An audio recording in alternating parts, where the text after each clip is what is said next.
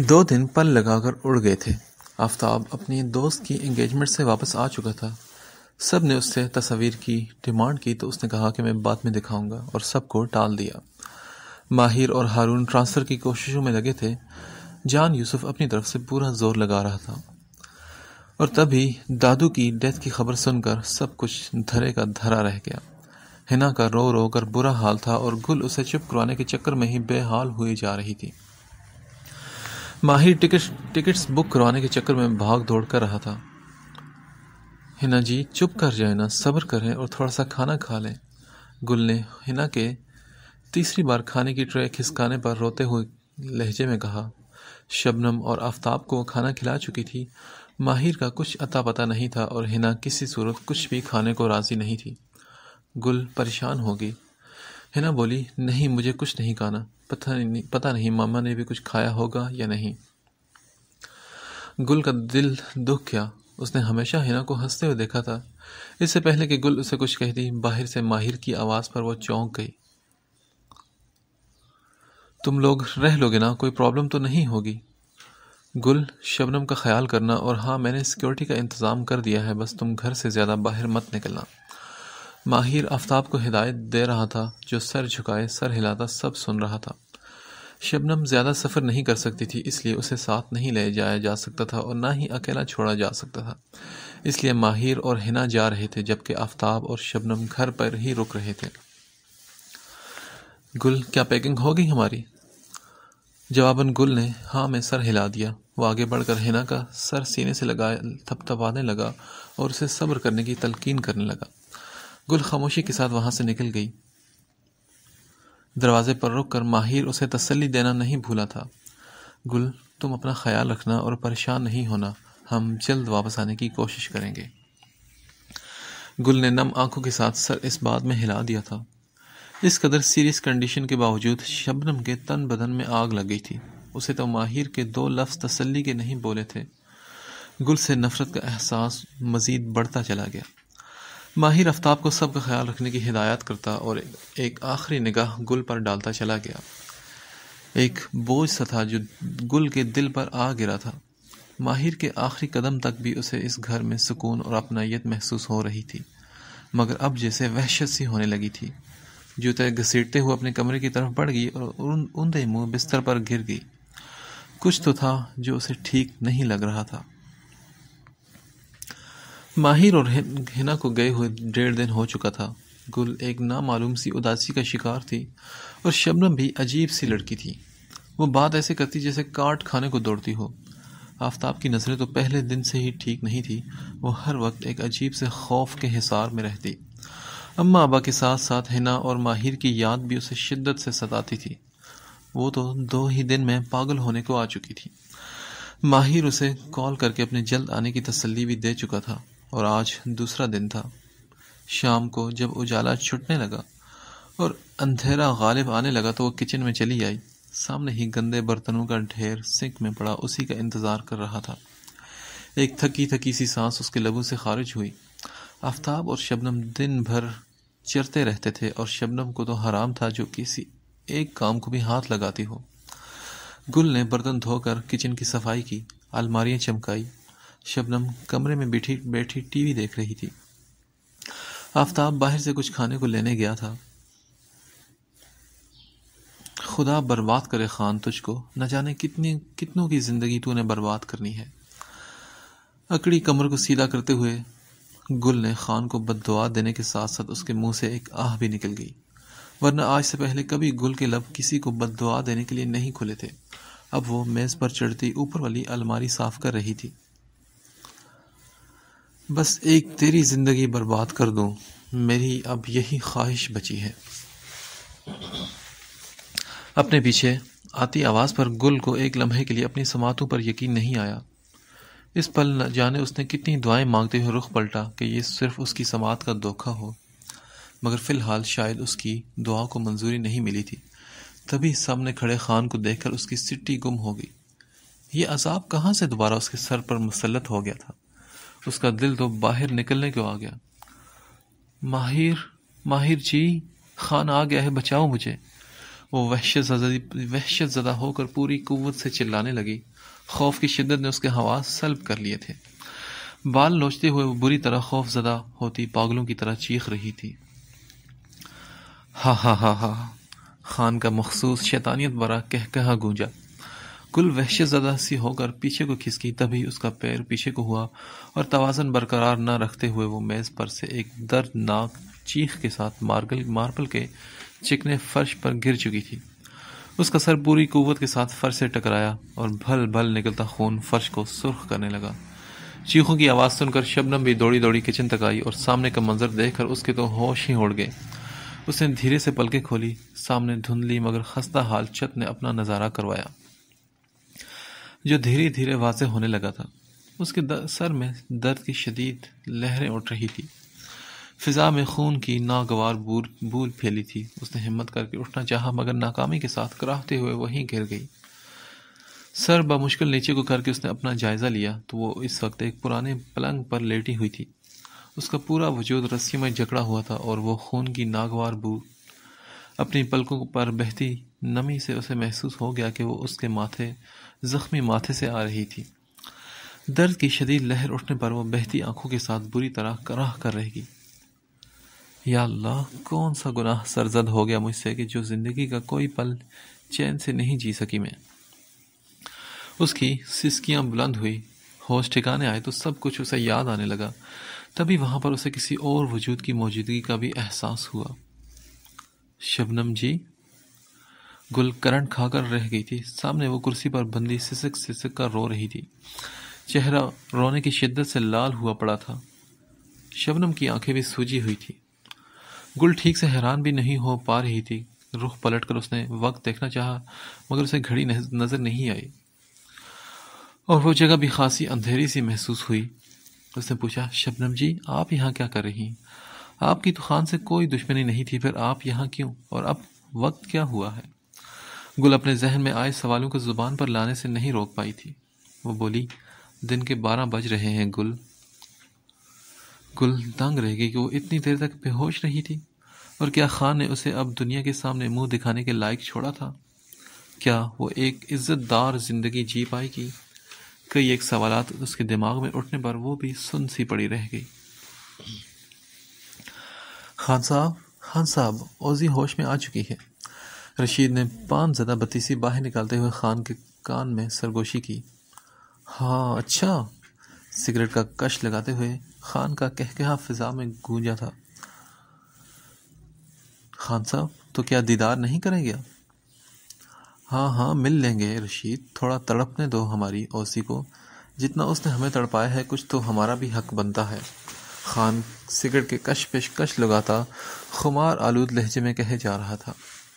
جیتنے کا نشہ اس کو مدہوش کیے جا رہا تھا۔ رشید بولا، جی خان صاحب، جو آپ کو بہتر لگے، اور پھر اس کے سامنے ماتھا ٹیکتا وہ وہاں سے چلا گیا۔ اوزی میری جان۔ خان اوزی گل کے حسین سراپے کو تصور میں لائے بڑبڑانے لگا۔ شام ہونے کو آئی تھی اور اس کوٹلی نما کمرے میں مزید اندھیرا چھا چکا تھا۔ وہ تو ان دونوں کی خوش قسمتی تھی کہ جو شبنم کی کلائی میں بندی گھڑی کم از کم وقت جاننے کے کام تو آ رہی تھی۔ کوئی بھی ان کے کمرے میں نہیں آیا تھا سوائے اس مکروہ شکل والے رشید کے، جو کمرے میں جھانکتا اور ہنستا ہوا چلا جاتا تھا۔ گل اسی حالت میں پڑی تھی اور نہایت اذیت کا شکار تھی۔ شبنم کی بھی رونے کی تھوڑی دیر بعد آوازیں بلند ہوتی تھی۔ بھوک کی شدت سے ان دونوں کا معدہ سکڑے جا رہا تھا۔ وہ تقریباً 1.5 دن کی بھوکی تھی۔ شبنم خوف کی شدت سے بول اٹھی، گل مجھے بچا لو پلیز۔ مگر گل نے بھی نہایت بے بسی سے اسے دیکھا اور بولی، پر شبنم جی، مجھے سمجھ نہیں آئی کہ خان آپ کو یہاں کیوں لایا ہے۔ گل کو یہ سوال بری طرح تنگ کر رہا تھا، اس لیے اس نے پھر پوچھا۔ اس کا سوال سن کر شبنم کے چہرے کا رنگ اڑ گیا اور نظریں چراتے ہوئے وہ چہرہ بھی موڑ گئی، جبکہ گل بے بسی سے ایک بار پھر سے رونا شروع ہو چکی تھی۔ تبھی دروازہ کھلا اور 2 ہٹی کٹی عورتیں اندر داخل ہوئی اور آتے ہی شبنم کی رسیاں کھولنے لگی۔ گل خوف سے ان کی حرکات کا جائزہ لینے لگی، جو بے دردی سے شبنم کا رسیوں میں جکڑا وجود آزاد کروا رہی تھی۔ چل اٹھ، خان نے تجھے یاد کیا ہے۔ ان میں سے ایک عورت نے گل اور شبنم کے سر پر دھماکہ کیا۔ نہیں نہیں شبنم جی، خدا کا واسطہ ہے نہیں جانا، چھوڑ دو شبنم جی کو۔ گل بری طرح روتے ہوئے ٹانگیں چلانے لگی، کیونکہ خان کے بلاوے کا مطلب وہ اچھے سے سمجھ چکی تھی، جبکہ شبنم آنے والے حالات کا سن ہی ہو چکی تھی۔ جب ان دونوں نے اسے گھسیٹتے ہوئے آگے لے جانا چاہا تو یک لخت وہ جیسے ہوش میں آئی اور بولی، گل، خدا کا واسطہ ہے مجھے بچاؤ گل، چھوڑو مجھے تم لوگ، چھوڑ دو۔ وہ ان دونوں کی گرفت میں بری طرح مچلتی دردناک انداز میں چیخ رہی تھی، مگر وہ اسے جانوروں کی طرح گھسیٹتی ہی جا رہی تھی۔ گل بھی چیخ چیخ کر انہیں روکنے کی کوشش کر رہی تھی، اور شبنم کی حالت منڈی میں کھڑے اس جانور کے جیسی تھی جسے اس کے محبوب مالک سے جدا کیا جا رہا ہو۔ وہ عورتیں اسے لے کر جا چکی تھیں۔ بھوک، سر میں اٹھنے والی درد کی لہریں، خوف کا غلبہ خود پر حاوی ہونے کے باعث گل ایک بار پھر ہوش و حواس سے بیگانہ ہو چکی تھی۔ اگلی صبح شبنم کو واپس کمرے میں چھوڑ دیا گیا تھا۔ اس کی حالت، تار تار لباس، چیخ چیخ کر اس کی عزت لٹ جانے کی گواہی دے رہے تھے۔ وہ جب سے واپس آئی تھی ایک مرئی نکتے پر غور کرے جا رہی تھی۔ گل کا دل خون کے آنسو رو رہا تھا۔ وہ بنا کچھ پوچھے ہی سب کچھ جان چکی تھی۔ اسے لگ رہا تھا جیسے ہر پل آرے سے اس کے کلیجے کو چیرا جا رہا ہو۔ شبنم کی خاموشی اور حالت اسے چیخ چیخ کر رونے پر مجبور کر رہی تھی، مگر وہ اس وقت اتنی کمزور پڑ چکی تھی کہ رو بھی نہیں سکتی تھی۔ وہ جانتی تھی کہ وہ بھی جلد ہی خان کے نام کی کالک منہ پر لگوانے کے لیے مجبور کر دی جائے گی۔ بھوکا پیاسا رہے ان دونوں کو 2 دن ہو چکے تھے اور ہر پل موت کے قریب لگتا تھا۔ گل نے ان 2 دنوں میں کروٹ بھی نہیں بدلی تھی۔ اس کا وجود اب جیسے تختے کی مانند ہو چکا تھا۔ اذیت کی ایک انتہا تھی، اور ماہر کو اس سے دور ہوئے آج 5واں دن ہو چکا تھا۔ کل ماہر جی نے گھر لوٹنا تھا، کیا مجھے نہ پا کر انہوں نے مجھے ڈھونڈا ہوگا؟ گل کی آنکھوں سے آنسو نکل کر اس کی کنپٹیوں میں جذب ہونے لگے۔ لیکن انہیں مجھ سے زیادہ تو شبنم جی کی فکر ہوگی، وہ ان کی منگیتر بھی ہے اور محبت بھی۔ دماغ میں کچھ دن پہلے چہکتے ہوئے اپنی منگنی کی انگوٹھی دکھاتے ہوئے شبنم کا عکس لہرایا تھا۔ چہرہ موڑ کر اس نے نیم مردہ سی شبنم کو دیکھا تو دل پر ایک بوجھ سا آن گرا تھا۔ ماہر جی، ماہر کا نام پکارتے پکارتے وہ پھر سے رو پڑی تھی۔ شبنم کو جیسے کسی نے گہری نیند سے جھنجھوڑ دیا تھا، یا کوئی کرنٹ کا جھٹکا تھا جو اس کے مردہ وجود میں بجلی دوڑا گیا، اور دیکھتے ہی دیکھتے اس کی خشک اور ویران آنکھوں میں پانی کا سمندر اترنے لگا، اور وہ اتنی شدت سے، اتنی تڑپ سے روئی کہ گل کو لگا کہ وہ اسی سوگ میں ہی مر جائے گی۔ رشیدے، ہماری اوزی کی کیا حالت ہے؟ اب کتنی سانسیں لے پائے گی مزید؟ خان نے اپنے پیروں کی مالش کرتے رشید سے پوچھا۔ خان صاحب، کمزور چھوکری ہے، زیادہ بھوک نہ سہ پائے گی، زیادہ امید نہیں ہے ہمارے کو۔ رشید نے ترس کھانے والے انداز سے کہا۔ اچھا، چلو آج رات تک تو جی لے گی نا، آج بھیج دینا اس کو ہمارے پاس۔ خان پرسکون سا تکیے کے ساتھ ٹیک لگاتا ہوا بولا تو رشید نے کہا، جو حکم خان صاحب۔ ویسے خان صاحب، جان کی امان پاؤں تو ایک بات پوچھوں؟ ہاں پوچھ رشید۔ خان کا موڈ آج کافی خوشگوار تھا، اس لیے بولا۔ خان صاحب، آپ کو تو اوزی چاہیے تھا نا، پھر یہ دوسری چھوکری کیوں؟ اور اوزی کو اتنی چھوٹ کس لیے؟ وہ ڈرتے ڈرتے آخرکار وہ سوال پوچھ ہی بیٹھا تھا جو اس کے ذہن میں بار بار گھوم رہا تھا۔ خان نے گہری سانس لی اور بولا، تو جانتا ہے، اوزے گل کی ماں مرتے مرتے بھی ہمارے منہ پر تمانچہ مار گئی تھی۔ مجھ سے بچنے کے لیے اس نے بنا کچھ سوچے سمجھے خود کو ایک لمحے کے اندر موت کے گھاٹ اتار دیا تھا۔ یہاں خون گرا تھا اس کا۔ خان اپنے چہرے کی طرف اشارہ کرتے ہوئے رشید کو بتا رہا تھا۔ میں اسے تڑپا تڑپا کر مارنا چاہتا تھا، پر اس نے خود کے لیے جلد موت چن لی، لیکن یہ اوزی، اس کو میں ایک جگہ رکھ کر تڑپاؤں گا، پھر یہ بھوک کی شدت سے تڑپے گی وہ، اور پھر آخر میں اس سے اس کی سب سے قیمتی چیز بھی چھین لوں گا، اس کی عزت۔ اس کے بعد وہ مرے یا جیے، ہمارے کو کوئی فرق نہیں پڑتا۔ خان کے جھریوں بھرے چہرے پر شیطانیت اور سفاکیت کا سمندر ٹھاٹھے مار رہا تھا۔ رشید دل ہی دل میں اسے گالیاں دے کر رہ گیا۔ نیم بے ہوشی کے حالت میں اسے احساس ہوا جیسے کوئی بے دردی سے اس کے وجود کو مار رہا ہو۔ بھاری ہوتی پلکوں کا بوجھ اٹھائے اس نے بمشکل آنکھیں کھولی اور وہاں خود پر جھکی ان دو عورتوں کو دیکھ کر اس کی تمام حسیات یکدم بیدار ہو گئی۔ وہ اس کی رسیاں کھول رہی تھی، گل کے منہ سے سسکیاں نکلنے گئیں۔ اس نے گردن موڑے شبنم کی طرف دیکھا جو بے انتہا خوف سے اسی کی جانب دیکھ رہی تھی۔ گل بھی سمجھ گئی کہ اب اس کے ساتھ کیا ہونے والا ہے۔ یقیناً اب اس کا بھی لٹنے کا وقت آ چکا تھا۔ ایک سرد لہر اس کی ریڑھ کی ہڈی میں دوڑ گئی۔ اچانک شبنم کی درد میں ڈوبی آواز سنائی دی، سنو، اسے چھوڑ دو، مجھے لے جاؤ۔ کلیجہ پھٹنے کو آ چکا تھا۔ ان عورتوں نے چونک کر شبنم کی طرف دیکھا اور بولی، بہت شوق ہے کیا تجھے؟ خان صاحب کو آج اوزی چاہیے، تو نہیں۔ گل کی دبی دبی سسکیاں اب بلند ہونے لگی۔ نہیں، سنو، خدا کا واسطہ ہے، مجھے تو وہ برباد کر ہی چکا ہے، گل کو مت کرو پلیز۔ وہ بلک بلک کر رو پڑی تھی۔ ایک عورت بولی، چپ کر جا خبیث، زیادہ ہوشیاری مت دکھا، ہم خان صاحب کے حکم کے پابند ہیں، تیرے نہیں۔ گل کو لگا کہ اس کے وجود کی ساری ہڈیاں کڑک گئی ہوں۔ شبنم پھر بولی، نہیں، رکو پلیز، چھوڑ دو اسے۔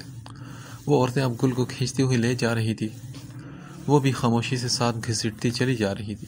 کوئی مزاحمت نہیں تھی اس کے انداز میں، اس کی حرکات میں۔ ایک بے جان سی مورت دکھائی دے رہی تھی۔ وہ عورتیں اسے کمرے سے لے جا چکی تھی اور باہر بادل گرجنے لگے۔ بجلی کی چمک نے پل بھر کے لیے اس اندھیری کوٹری میں اجالا سا کر دیا تھا، اور اسی پل شبنم نے خلوص دل سے ایک دعا کی تھی کہ زندگی کے ان مشکل لمحات میں بھی کاش کوئی روشنی بن کر ان کے اندھیر دن رات کو اجالوں سے بھر دے۔ اوزی گل کے پہنچنے پر خان کے چہرے پر مسکراہٹ دوڑ گئی۔ آہا، اوزی گل، خوش آمدید میری جان۔ وہ عورتیں اسے خان کے کمرے میں پٹکتی جا چکی تھی، تبھی خان چہکتا ہوا اس کی طرف بڑھا۔ گل ہاتھوں کے سوارے پیچھے کھسکنے لگی۔ کہیں بھی جا میری چندا، تیری ہر راہ مجھ پر آ کر ہی رکتی ہے، جیسے تیری ماں آخری لمحوں میں تیرے باپ کے بجائے ہمارے بازو میں مری تھی۔ اس کی بات سن کر گل کو لگا کہ اسے سننے میں کچھ غلطی ہو گئی ہے۔ لفظ مرنے پر وہ سناٹے میں چلی گئی اور بولی، کیا کیا ہے تو نے میرے ماں باپ کے ساتھ؟ کپکپاتے لہجے میں وہ اتنا ہی پوچھ پائی تھی۔ وہ بولا، مار دیا، اور کیا کرنا تھا میں نے؟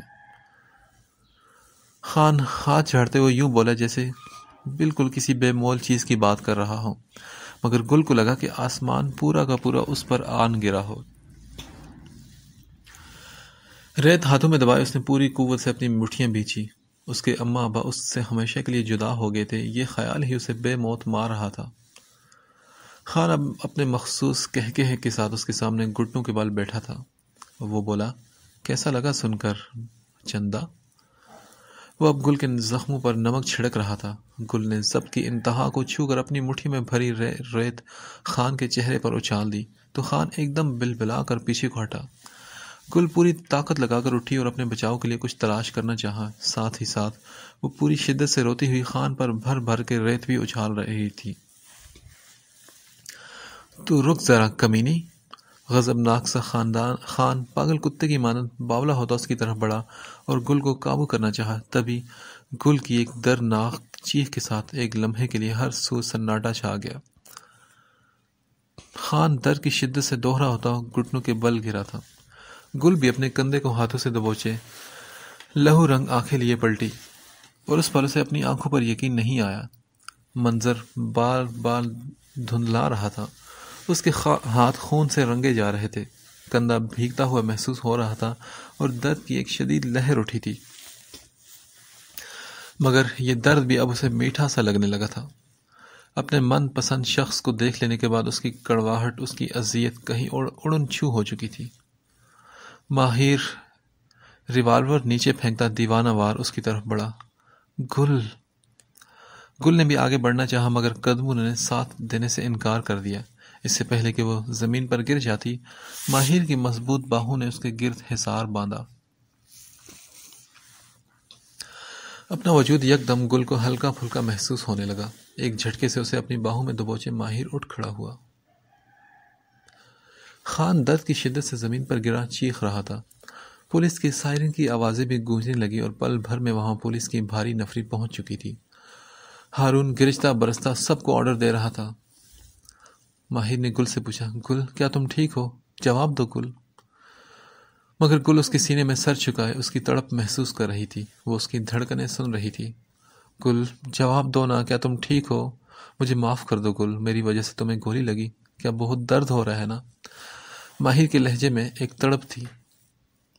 گل بمشکل بولی، پانی پانی پانی چاہیے۔ اس کو جلدی سے دیوار کے سہارے بٹھاتا وہ ایک ایک جگہ پانی چھاننے لگا، مگر پانی کہیں نہیں تھا۔ باہر بادل زور سے گرجے تو ماہر زور سے چونکا، اور اسی لمحے ایک خیال آنے پر اس کے چہرے پر چمک دوڑ گئی۔ وہ واپس گردن ڈھلکائے بیٹھی گل کی طرف بھاگا اور اسے ایک جھٹکے سے بازو میں بھرتا باہر کی طرف نکل گیا۔ گل کا سر اس کے سینے سے لگا تھا۔ مدھم سی سانسیں لیتے وہ جینے کی پوری کوشش کر رہی تھی۔ چھپاک چھپاک کی آوازوں کے ساتھ ماہر کے قدم انڈر گراؤنڈ ایریا سے باہر کی طرف بڑھ رہے تھے۔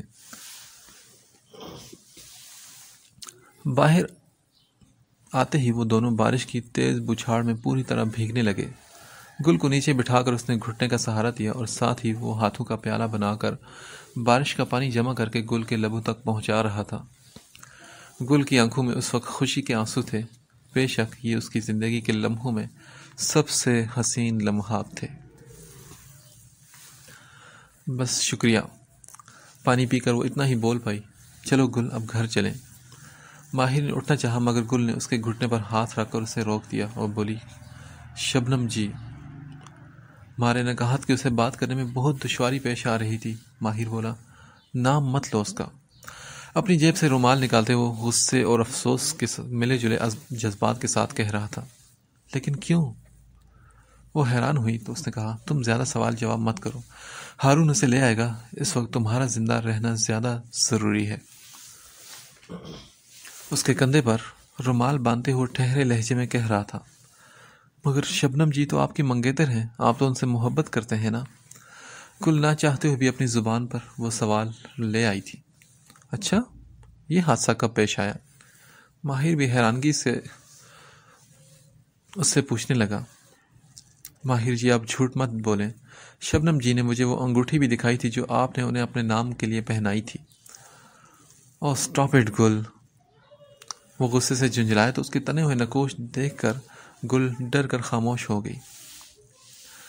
گل، کوئی بھی لڑکی اپنے ہاتھوں میں پہنی ہوئی انگوٹھی تمہیں دکھا کر یہ کہے گی کہ یہ ماہر نے اسے پہنائی ہے تو تم مان جاؤ گی کیا؟ وہ اب افسوس سے کہہ رہا تھا تو گل شرمندگی سے سر جھکا گئی۔ گل، انسان کو اس قدر بھی بے وقوف نہیں ہونا چاہیے۔ اس دنیا میں جینے کے لیے کچھ تو عقل کا ساتھ ہونا چاہیے نا، ورنہ تم تو کئی کام سے۔ اس نے جھک کر گل کے ماتھے پر انگلی ماری تو گل کا دل چاہا کہ وہ وہیں زمین میں دھنس جائے۔ تو اب میں سوچ رہا ہوں کہ کوئی تو ہو جو تم جیسی بے وقوف لڑکی کا ساتھ دو، ورنہ تم تو اس دنیا میں ماری ہی جاؤ گی۔ اس کے لہجے کی معنی خیزی پر گل نے چونک کر اس کی طرف دیکھا اور اس کا دل زور زور سے دھڑکنے لگا۔ وہ فوراً ہی نظریں جھکا گئی۔ منحوس آدمی، اب تو بھی ٹھرکی ہو رہا ہے، چھی چھی، شرم نہیں آتی کیا؟ ماہر خود کو دل ہی دل میں ڈانٹنے لگا، مگر اس کا دل تو بے ایمانی پر اسے اکسا رہا تھا بار بار۔ چلو گل اب نکلتے ہیں یہاں سے۔ گل نے کچھ کہنا چاہا مگر وہ ایک ہی سیکنڈ میں اسے اچکتا ہوا وہاں سے نکل گیا تھا۔ وقت آگے بڑھنے کے بجائے پیچھے کو سرکنے لگا۔ شاپر ہاتھوں میں گھماتے ہوئے گنگناتا ہوا گھر میں داخل ہوا تو سامنے گھر کی بتر حالت دیکھ کر اس کو جھٹکا لگا تھا۔ وہ تیزی سے بھاگ کر کچن میں گیا۔ وہاں یوں لگ رہا تھا جیسے یہاں پر کچھ دیر پہلے کچھ دنگا فساد ہوا ہو، کیونکہ فرش پر خون پڑا ہوا تھا اور کچن کی چیزیں بھی یہاں وہاں بکھری پڑی تھی۔ ان سب چیزوں سے ہوتی اس کی نظریں کپڑے کے ایک ٹکڑے پر اٹک گئی تو جھک کر اس نے وہ اٹھایا تو ایک لمحے کے لیے اسے لگا کہ اس کی نظروں کا دھوکہ ہے۔ پھر اس نے بار بار اس کپڑے کو دیکھا، یہ تو شبنم کے سوٹ کا کپڑا تھا۔ آفتاب کو لگا کہ آسمان اس پر ٹوٹ پڑا ہو۔ وہ پاگلوں کی طرح شبنم کو ڈھونڈنے واپس بھاگا مگر گھر کا ایک ایک کونا اس نے چیک کیا، شبنم کہیں نہیں تھی۔ اوہ نو! بال ہاتھوں سے نوچتے ہوئے چیخنے لگا اور آنکھوں سے آنسو لگاتار جاری ہو گئے۔ اس کا پورا وجود بری طرح کانپ رہا تھا اور اس کی ٹانگیں ساتھ دینے سے انکاری تھی۔ بہن کی محبت اور پیسے کی لالچ میں وہ گل کی زندگی برباد کرنے کو تیار تو ہو گیا تھا، اور تبھی تو خان سے 50,000 کے بدلے میں گل کا سودا بھی کر آیا تھا۔ مگر یہ کیا؟ اس چکر میں وہ یہ بھول گیا کہ خان سودے کے سود کے طور پر اس کی بہن کو بھی تو ساتھ لے جا سکتا تھا، بلکہ وہ لے جا چکا تھا۔ منہ پر ہاتھ رکھ کر اس نے خود کو کنٹرول کیا اور پھر اپنے فون کی طرف بڑھا۔ اس کی کانپتی انگلیاں خان کا نمبر ڈائل کر رہی تھی۔ دوسری طرف سے کال فوراً ریسیو کر لی گئی۔ کہو خان، کہو آفتاب۔ ماننا پڑے گا یار، تمہاری بہن بھی بہت ہی مست مال ہے، اگر اس کی قیمت چاہیے تو بولو۔ خان کی بات سن کر اسے اپنی ٹانگوں سے جان نکلتی محسوس ہوئی اور اس کے قدموں تلے سے جیسے زمین سے کھسک گئی۔ وہ گھٹنوں کے بل زمین پر آ گرا اور بولا، نہیں نہیں خان، پلیز اسے چھوڑ دو، اس نے تو تمہارا کچھ نہیں بگاڑا۔ غم و غصے کی شدت سے وہ اٹکتا ہوا چیخ اٹھا۔ خان بولا، او ہیلو، تم خان کو غصہ دکھا رہے ہو؟ مت بھولو کہ تمہاری بہن ہمارے قبضے میں ہے۔ اس قدر شدید ٹھنڈ میں بھی آفتاب کو پسینے آنے لگے تھے۔ وہ بولا، خدا کا واسطہ ہے خان، اسے چھوڑ دو، وہ میری بہن ہے۔ تم چاہو تو جو پیسے میں نے تم سے اوزی کے بدلے مانگے تھے وہ میں تمہیں لوٹا دوں گا، خدا کا واسطہ ہے اسے چھوڑ دو۔ آفتاب اب برداشت نہ پا کر رو رہا تھا کیونکہ اس کا دل پھٹنے کو قریب تھا، مگر جواب میں خان بے رحمی سے صرف ہنسا تھا۔ اس غم و خوف کی کیفیت میں بھی آفتاب پر غصہ غالب آنے لگا۔ وہ کہاں عادی تھا کسی کے سامنے بھیک مانگنے کا۔ تبھی جب وہ بولا تو اس کی آواز میں دھمکی کی گرمائش تھی۔ تجھے کیا لگتا ہے خان، میں کچھ کر نہیں سکتا؟ میں اپنی بہن کو ضرور بچاؤں گا، ابھی پولیس کے ساتھ تیرے گاؤں پہنچتا ہوں اور تجھے اپنے ہاتھوں سے ماروں گا۔ اس کی آواز غصے سے کانپ رہی تھی۔ خان بولا، ہم گاؤں میں ہوں گے تو پکڑے گا نا؟ خان کی سرسراتی آواز پر آفتاب کو امید کی آخری کرن بھی ختم ہوتی دکھائی دی، مگر دوسری طرف سے کال بھی کاٹ دی گئی تھی۔ آفتاب چیختا رہ گیا مگر اس کی چیخ کوئی بھی سننے والا نہیں تھا۔ وہ پاگل ہوا جا رہا تھا اور اس کا وجود بھی بری طرح کانپ رہا تھا۔ کوئی بھی راہ نہیں دکھائی دے رہی تھی۔ جب اسے خود پر پڑی تو اپنے گناہ یاد آنے لگے اور آسمان کی طرف چہرہ کیے وہ روتا ہوا خدا سے معافی مانگنے لگا۔ سجدے میں گر کر اس نے خدا سے بہت معافی مانگی، اپنی بہن کی سلامتی کی، اس کی زندگی کی، مگر افسوس وہ اس معاملے میں بھی خود غرض رہا۔ گل کے واسطے اس کے ہاتھ دعا کے لیے نہ اٹھے تھے۔ اسے اس وقت بھی صرف اپنی بہن کی فکر تھی۔ ہوش آنے پر وہ اب اس کا حل سوچنے لگا۔ دماغ لڑا کر بھی صرف ایک ہی راہ دکھائی دی جس میں اسے اپنا آپ ہر طرف سے پھنستا ہوا محسوس ہوا، مگر اس کے علاوہ اور کوئی چارہ بھی نہیں تھا۔ اس نے فی الحال اپنا آپ حالات کے دھارے پر چھوڑ دیا۔ کانپتے ہاتھوں سے اس نے ہارون کا نمبر ڈائل کیا اور ساری صورتحال گول مول کر کے بتا دی، کیونکہ اس وقت ہارون کے علاوہ کوئی بھی اس کی مدد نہیں کر سکتا تھا۔ اگر وہ ماہر کو بتاتا تو اس کے دبئی سے یہاں آنے پر کافی دیر ہو جاتی اور حقیقت پتہ چلنے پر سب سے پہلے ماہر اسی کا قتل کرتا۔ ہارون اس کی توقع کے عین مطابق 10 منٹ میں وہاں پہنچ چکا تھا اور یہاں پہنچنے سے پہلے وہ ماہر کو بھی اطلاع کر چکا تھا، اور دوسری طرف ماہر بھی زلزلوں کی زد میں آ چکا تھا۔ کئی پل تو اسے یقین کرنے میں لگ گئے۔ ساتھ روتی بلکتی ماں اور بہن بیٹھی تھی اور وہ اس وقت ایک موت والے گھر میں بیٹھا تھا، مگر جو خبر ہارون نے اسے دی تھی وہ تو گویا اس کی موت کا سماں تھی۔ اس کی پہلی اور آخری محبت ہر پل گزرنے کے ساتھ اس سے دور ہوتی جا رہی تھی، اور وہ اتنا بے بس تھا کہ اسے دیکھ بھی نہیں سکتا تھا کجا کہ اسے بچا پاتا۔ اپنے ذرائع اور کچھ تعلقات استعمال کر کے اگلی صبح وہ پاکستان پہنچ چکا تھا۔ تب تک ہارون اور آفتاب اوزے گل کے گاؤں کے چکر لگا کر آ چکے تھے، مگر وہاں سوائے ناکامی کے انہیں کچھ نہیں ملا تھا۔ ماہر، مجھے پورا یقین ہے کہ وہ لوگ اسی شہر میں چھپے ہیں۔ یہ ہارون کی آواز تھی۔ مگر کہاں ہارون، میری مدد کر یار، وہ برباد کر دے گا ان معصوم کو، کچھ کر یار پلیز۔ ماہر کی درد میں ڈوبی آواز سن کر ہارون کا بھی دل تڑپ گیا۔ ماہر میرے بھائی بات سن، دشمن کا مقابلہ کرنے کے لیے ہمیں پہلے خود کو مضبوط کرنا ہوگا۔ ہمت کرنی ہوتی ہے، اگر ہم ہمت کرنا چھوڑ دیں گے تو کیا خاک مقابلہ کر پائیں گے؟ اپنی حالت دیکھ، تیری ٹانگیں تیرا وزن سہ نہیں پا رہی۔ ہارون نے ماہر کی ٹانگوں کی طرف اشارہ کیا جو ہولے ہولے سے کانپ رہی تھی۔ یار ہارون، میری جان ان لوگوں کے قبضے میں ہے، اس خالی بدن کا کیا کروں میں؟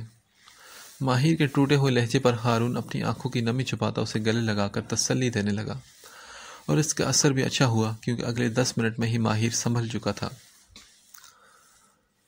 تنے ہوئے نقوش اور آنکھوں سے جھلکتی سنجیدگی اور ایک دم مضبوط چال لیے وہ پہلے والا ماہر بن چکا تھا، اور ان کا مشن بھی سٹارٹ ہو چکا تھا۔ سادہ کپڑوں میں پولیس کے آدمی ہر جگہ پھیلے ہوئے تھے اور بخشو بھی ان کے ساتھ تھا۔ یہ ہارون کا کہنا تھا کہ اسے ساتھ ضرور لایا جائے کیونکہ ان لوگوں میں وہ واحد شخص تھا جو خان کو دیکھ کر پہچان سکتا تھا۔ جان یوسف کے آدمی بھی پوری طرح ان کی مدد کر رہے تھے۔ ماہر نے شہر کے ہر ایک جگہ ایک ایک چپا چھان مارا مگر اس شاطر خان کا پتہ چلنے کا نام ہی نہیں لے رہا تھا۔ وہ دن بھی گزر گیا اور آج گل کو اور شبنم کو غائب ہوئے دوسری رات بھی گزر چکی تھی۔ ماہر کو ہر پل لگتا تھا کہ وہ ٹوٹ جائے گا مگر وہ ہر پل صرف گل کا سوچ کر خود کو سنبھال لیتا تھا۔ گل کا خیال ہی تھا جو اس کو سمیٹ لیتا تھا۔ جب وہ اس کو کھونے کے ڈر سے بکھرتا تھا تو اس کی معصومیت بھری باتیں اس کو سمیٹ لیتی تھی۔ یہ اگلے دن شام کے 5 بجے کا وقت تھا۔ وہ آفتاب کے پاس کھڑا ہر پل ڈوبتے سورج کو دیکھ رہا تھا۔ آج کا پورا دن بھی ناکامی سے ختم ہونے کو تھا۔ آفتاب کا منہ بھی زمین کی طرف تھا اور ماہر اپنے دماغ میں اٹھتے سوال کو مسلسل سمجھنے کی کوشش کر رہا تھا۔ تبھی ہارون فون لینے اس کے پاس آیا۔ اس کے فون کی بیٹری ختم ہو چکی تھی۔ کافی دیر وہ ماہر کو بلاتا رہا مگر وہ کسی گہری سوچ میں گم تھا۔ تبھی وہ آفتاب سے فون لے کر سائٹ پر چلا گیا۔ اس کے جانے کے بعد آفتاب کا خون ایک خیال آنے پر سوکھ گیا تھا۔ اس نے اپنی کال لسٹ میں سے خان کا نمبر تو ڈیلیٹ ہی نہیں کیا تھا جس نمبر سے اسے پرسوں رات کال آئی تھی، اور اگر ہارون کی تیز نگاہوں میں وہ نمبر آ جاتا تو اس کا بچنا تو ناممکن تھا۔ خود کو بچانے کے لیے اس نے بہت ہی گھناؤنی چال چلی تھی۔ پہل اس کا ارادہ سب سچ بتا کر اپنے گناہ کا اعتراف کرنے کا تھا مگر اس کے دماغ میں ایک اور آئیڈیا آیا تھا اور اس نے بڑی ہمت کر کے اپنا سر دیوار پر مار کر خود کو زخمی کیا اور ہارون کے آنے پر یہ ڈرامہ کیا کہ اس کی نظروں کے سامنے گل اور شبنم کو اٹھا کر لے گیا ہے وہ خان، اور اسے وہ بے رحمی سے بھی مارا بھی ہے۔ یہی سوچ کر وہ تیزی سے ہارون کی طرف بھاگا تاکہ بہانے سے اس سے فون لے کر وہ نمبر ڈیلیٹ کر دے مگر ماہر نے اس کے کندھے پر ہاتھ رکھ کر اسے روک لیا اور بولا، تم مجھے بتاؤ، تمہیں کیسے پتا کہ جو لوگ گل اور شبنم کو اٹھا کر لے گئے ہیں وہ خان اور اس کے ہی آدمی ہیں، اور تم خان کو کیسے جانتے ہو بلا؟ ماہر کے سوال پر آفتاب کے چہرے کا رنگ اڑ گیا۔ اس کے چہرے پر ہوائیاں اڑنے لگی۔ وہ اتنا بوکھلایا کہ کچھ بھی بولنے کے قابل ہی نہ رہا۔ ماہر نے جانچتی نظروں سے خوف سے سفید پڑتے آفتاب کو دیکھا۔ 2 دن سے وہ خود اس حالت میں تھا کہ سوچنے سمجھنے کی صلاحیت ہی ختم ہو چکی تھی۔ ہوش ٹھکانے لگا کر اب اس نے دماغ لڑانا شروع کیا تھا۔ آفتاب بولا، وہ میں، ہاں وہ نہیں وہ میں۔ مارے گھبراہٹ کے اس کے منہ سے فوراً پتہ نہیں کیا کیا اول فول نکلنا شروع ہو چکا تھا، مگر ماہر کا زوردار تھپڑ پڑتے ہی وہ زمین کی دھول چاٹ رہا تھا۔ ماہر نے ایک جھٹکے سے اس کے بال مٹھی میں دبوچے تو آفتاب کے منہ سے ایک کراہ نکل گئی۔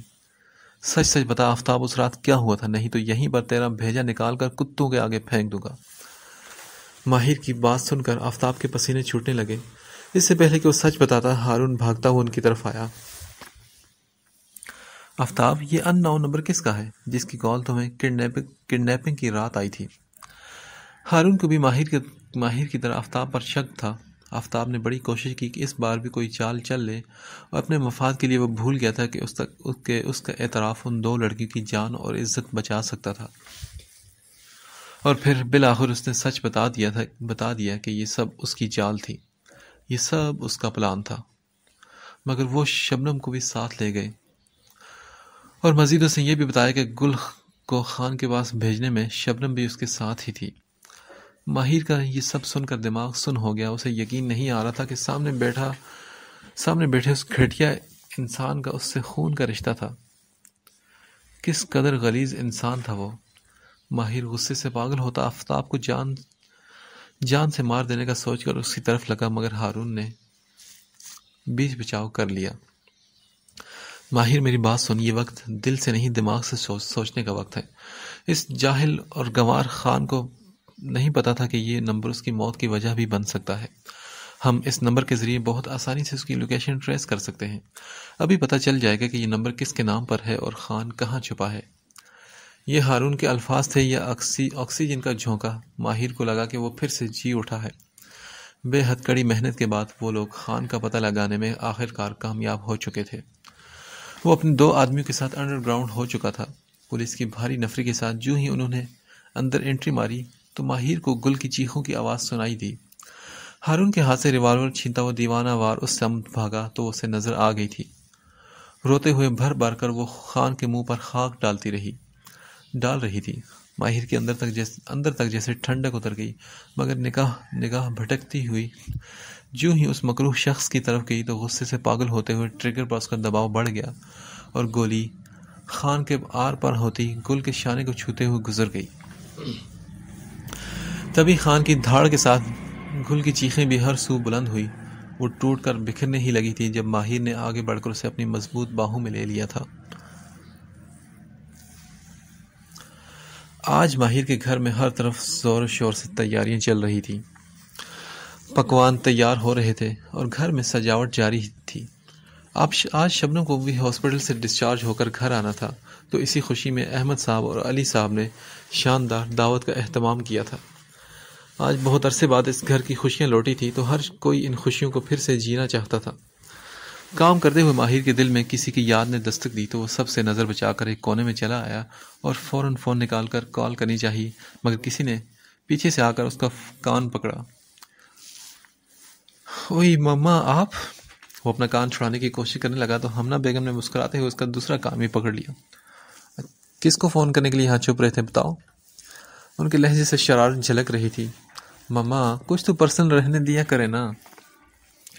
ماہر جھنجھلا گیا۔ اچھا تو مطلب میری بہو کو تنگ کرنے کی کوشش کی جا رہی ہے؟ ہمنا بیگم نے جان بوجھ کر انجان بننے کی کوشش کی۔ میں سب جانتا ہوں، وہ منہ بناتے ہوئے بولا۔ اچھا سننا ماہر،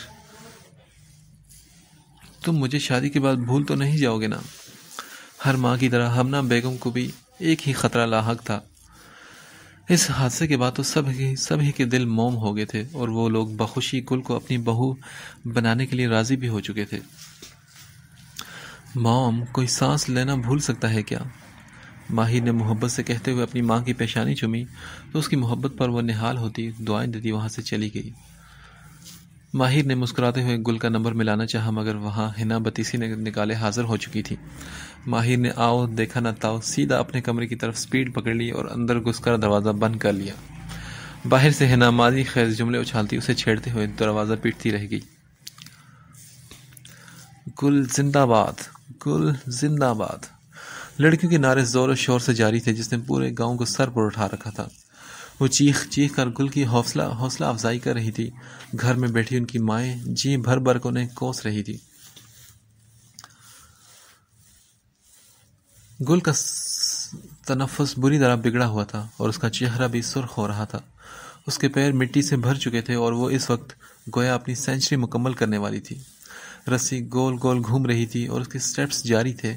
بڑی مہارت کے ساتھ وہ بنا رکے کھیل رہی تھی۔ آخری سٹیپ کے ساتھ رسی رکی اور وہ نیچے بیٹھتی چلی گئی۔ اس کا سانس تیز تیز چل رہا تھا۔ اس کی ساتھی لڑکیاں چیخ چیخ کر اس کی کامیابی سیلیبریٹ کر رہی تھی۔ پھر اس نے اپنے سوکھے ہوئے لبوں پر زبان پھیرتے ہوئے آواز لگائی، پانی دو مجھے۔ ہاں ہاں ابھی لاتے ہیں۔ سبھی ادھر ادھر پانی لینے کے لیے بکھر گئی۔ تھوڑی دیر بعد کسی نے اس کے سامنے پانی کی بوتل کی جسے اس نے فوراً جھپٹ لیا اور گٹا گٹ سوکھے حلق میں اتارنے لگی۔ پھر بوتل سائڈ پر اچھال دی مگر جس نے پانی کی بوتل دی اس کی موجودگی اب بھی اسے محسوس ہو رہی تھی۔ اور پھر لڑکیوں کی دبی دبی ہنسی پر اس نے سر اٹھا کر دیکھا تو ماہر کو کھڑا دیکھ کر وہ اچھل کر پیچھے کو ہوئی۔ ماہر جی آپ؟ اس کی حیرت زدہ مگر خوشی سے بھرپور آواز گونجی۔ نہیں، اس کا بھوت، شرارت سے کہتے ہوئے ماہر نے گل کو اٹھا لیا۔ ماہر جی کیا کر رہے ہیں آپ؟ چھوڑیں مجھے۔ گل سرخ پڑتے چہرے کے ساتھ بولی۔ اتنے سارے لوگوں کے سامنے اسے ماہر سے ہرگز اس حرکت کی امید نہیں تھی۔ وہاں کھڑی ساری لڑکیاں شوخی سے گل کو چھیڑتے ہوئے شور مچانے لگی۔ گل نے بھی شرم کے مارے ماہر کے سینے میں منہ چھپا لیا۔ کیا حالت بنا رکھی ہے تم نے اپنی گل؟ جب تک میرے ساتھ تھی تب تک تو زبان تک نہیں کھولتی تھی، اور اب دیکھو بندریوں کی طرح زبان چل رہی ہے تمہاری۔ چلتے ہوئے ٹیوب ویل کے پاس گل کو بٹھاتے ہوئے ہنستے ہوئے بولا تو گل کا چہرہ مزید سرخ پڑ گیا، یعنی وہ اسے کھیلتے ہوئے بھی دیکھ چکا تھا۔ اوہو، تو مسینی شرماتی بھی ہے۔ ماہر اب اسے مزید چھیڑ رہا تھا۔ گل لب کاٹتے ہوئے اپنے پیر دھونے لگی۔ اس کے اس انداز پر ماہر ہنستا ہی چلا گیا۔ اچھا تم یہ بتاؤ، جو میں نے تمہیں فون دیا تھا وہ کہاں ہے؟ وہ اب لہجے میں خف کے لیے بول رہا تھا۔ گل بوکھلا گئی۔ وہ تو گھر پڑا ہے۔ اچھا گھر پر انڈے دے رہا ہے کیا؟ ایک دو انڈے مجھے بھی دے دو۔ وہ مزید ناراض ہوا تو گل نے نہایت حیرت سے اسے دیکھا۔ ماہر جی، اگر آپ کو انڈے چاہیے تو ہماری مرغی دیسی انڈے دیتی ہے، آپ وہ لے جائیں۔ اپنے تئیں اس نے خاصی سمجھداری اور دریا دلی کا مظاہرہ کیا تھا، مگر ماہر سر پکڑ کر بیٹھ گیا۔ ہاں لے آؤ اور لا کر میرے سر پر پھوڑو سارے انڈے۔ وہ جھنجھلا کر اٹھا اور ناراض ہوتا وہاں سے جانے لگا۔ ماہر جی ناراض نہ ہو، میں اب آپ کی کال ضرور اٹھاؤں گی، وعدہ رہا۔ وہ اس کے پیچھے بھاگتی وعدہ کرنے لگی۔ ہاں بس میں یہی دعا کروں گا، ورنہ لگتا تو یہی ہے کہ تمہارے فون اٹھانے تک میں اس دنیا سے ہی نہ اٹھ جاؤں۔ وہ اب بھی ناراض تھا۔ اس کی بات سن کر گل دل پر ہاتھ رکھ کر رکی۔ ماہر جی آپ ایسی بات کیوں کرتے ہیں؟ میری عمر بھی آپ کو لگ جائے، اگر آپ کو کچھ ہوا تو میں بھی مر جاؤں گی، میں خود کو مار ہی دوں گی، سنا آپ نے ماہر جی؟ وہ اب زور زور سے اس کی پشت پر چلانے لگی تو ماہر نے اسے مزید تنگ کرنے کے لیے کانوں میں انگلیاں دے دی، مگر اس حد تک کہ اسے اس کی باتیں پھر بھی سنائی دے رہی تھی۔ کار میں بیٹھ کر اس نے دروازہ بند کر کے سامنے دیکھا تو وہ وہاں آنکھوں میں موٹے موٹے آنسو لیے اسے دیکھ رہی تھی۔ آج شام ضرور آنا ہے تم نے، بخشو چاچا کو بتا دیا ہے میں نے۔ وہ سر شیشے سے باہر نکالتا اونچی آواز میں اسے کہنے لگا تو وہ بولی، میں نہیں آؤں گی۔ ایسے نہیں آؤں گی تو اٹھا کے لے جاؤں گا۔ وہ دھمکی دیتا ہوا گاڑی کو اڑا کر لے گیا تو گل وہیں اسے گھورتی رہ گئی۔ وہ اس وقت بیڈ پر بیٹھی ساکت نظروں سے سامنے کو دیکھ رہی تھی۔ زرد رنگت، آنکھوں کے نیچے گہرے ہلکے اور سفید ہونٹ۔ یہ وہ شبنم تو نہ تھی جو کچھ ماہ پہلے دکھتی تھی۔ زمین کو دیکھتے ہوئے اس کی آنکھوں کے سامنے کچھ بری یادیں گھوم رہی تھی، مگر کسی کی چوڑی ہتھیلی سامنے آتے ہی اس کی سوچوں کا ارتکاز ٹوٹا۔ اس نے چونک کر سامنے دیکھا، سامنے عثمان مسکراتے ہوئے اسے دیکھ رہا تھا۔ گھر چلے شبنم؟ وہ اپنے مخصوص نرم لہجے میں پوچھ رہا تھا۔ شبنم نے بھی نم آنکھوں کے ساتھ ہر سر ہلا کر اپنا ہاتھ اس کے مضبوط ہاتھوں میں تھما دیا۔ کچھ عرصہ پہلے شبنم نے نہایت حقارت کے ساتھ اس کے پرپوزل کو ٹھکرایا تھا، اس بنا پر کہ وہ غریب تھا۔ اب اس کے پاس اچھا گھر اور بینک بیلنس نہیں تھا، مگر جب وہ برباد ہوئی تو اسے عزت دینے بھی وہی آیا تھا۔ اس نے شبنم کو اپنے نکاح میں لینے کا فیصلہ کر کے اسے مزید شرمندگی کے سمندر میں دھکیل دیا تھا۔ شبنم کو ڈر تھا کہ کہیں عثمان اسے بدلہ لینے کی کوشش تو نہیں کر رہا تھا، مگر عثمان نے اپنی بے لوث محبتوں سے اسے جتا دیا کہ سچی محبت میں ناجائز بھی جائز ہوتا ہے، اور پیسہ اور اسٹیٹس ہی زندگی کا نام نہیں ہوتے۔ عثمان نے اس سے پوچھا، تم چل لو گی نا؟ شبنم نے سر ہلا کر دھیرے سے اس کا بازو تھاما اور اس کے کندھے سے سر ٹکا دیا۔ عثمان نے اس کی محبت کے اعتراف کو قبول کرتے ہوئے گہری سانس لے کر آنکھیں بند کر لی۔ اسے امید تھی کہ شبنم کے ساتھ اس کی زندگی کا سفر بھی بہترین گزرے گا، کیونکہ شبنم میں اب بہت بدلاؤ آ چکا تھا جو ان کی زندگی کو کامیاب بنا سکتا تھا۔ اوزی، میری سونی تھی تو اب تک تیار نہیں ہوئی۔ بخشو اب تک کوئی 10واں چکر اس کے کمرے کا لگا چکا تھا، مگر وہ تو منہ پھلائے وہیں بیٹھی تھی۔ آج شبنم کے گھر آنے کی خوشی میں جو دعوت رکھی گئی تھی اس میں وہ خصوصی انوائٹڈ تھے، اور ساتھ ہی آج گل اور ماہر اور شبنم اور عثمان کی شادی کی ڈیٹ بھی فکس ہونی تھی۔ چچا میں نہیں جاؤں گی۔ وہ بخشو کی گود میں سر رکھ کر لیٹ گئی۔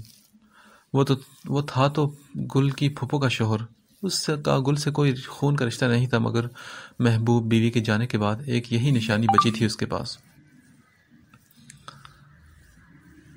اور وہ اسے سنبھال کے رکھتا تھا۔ اتنا پیار گل کو اس کے اماں ابا نے نہیں دیا تھا جتنی محبت اس عرصے میں بخشو نے اسے دی تھی۔ ماں اور باپ دونوں کا پیار گل کو اس کی طرف سے ملا تھا۔ وہ بولا، نہ میری دھی، ایسے نہیں کرتے، چل اٹھ تیار ہو جا۔ وہ اسے پچکاتا ہوا وہاں سے چلا گیا تو وہ منہ بنائے ماہر کے کال کا انتظار کرنے لگی۔ اسے پتا تھا کہ وہ اسے ضرور منائے گا، اور آخر کار جان لیوا انتظار کے بعد اس کی کال آ ہی گئی۔ ہیلو، کیا مسئلہ ہے تمہارے ساتھ؟ ابھی تک پہنچی کیوں نہیں؟ چچا کہاں ہیں؟ حسب توقع ماہر نان سٹاپ شروع ہو چکا تھا۔ میں نہیں آؤں گی، پہلے آپ مجھے سوری بولیں۔ وہ اٹھلاتے ہوئے بولی، یا اللہ، میں نے تمہیں یہ سوری کا لفظ کیا سکھا دیا؟ تم تو ہاتھ دھو کے ہی پیچھے پڑ گئی ہو۔ ماہر نے پھر سے سر پیٹا تو اچھا اب آپ بولو سوری۔ گل کی سوئی وہیں اٹکی تھی۔ اچھا میں نہیں بولوں گا، ٹھیک ہے؟ نہیں آنا تو نہ آؤ، میں ابھی جا کر ممی سے کہتا ہوں کہ شبنم سے میری بات پکی کر دیں، اس سے شادی کرنے کے بعد ایک ساتھ سوری بولوں گا۔ وہ جان لیوا دھمکی دے کر کال کٹ کر گیا۔ ماہر جی نہیں، اچھا سوری، میں آ رہی ہوں نا۔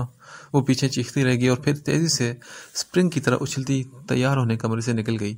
باہر کھڑا بخشو بھی بے ساختہ ہنس دیا تھا۔ لان میں ایک گہما گہمی مچی ہوئی تھی اور مہمان تقریباً سارے آ چکے تھے۔ ہنا اپنا فراک سنبھالتی چہکتی ہوئی یہاں وہاں پھر رہی تھی اور شبنم کو بھی زبردستی ساتھ لگائے پھر رہی تھی۔ ہارون، عثمان اور ماہیل ایک ٹیبل پر بیٹھے خوش گپی میں مصروف تھے۔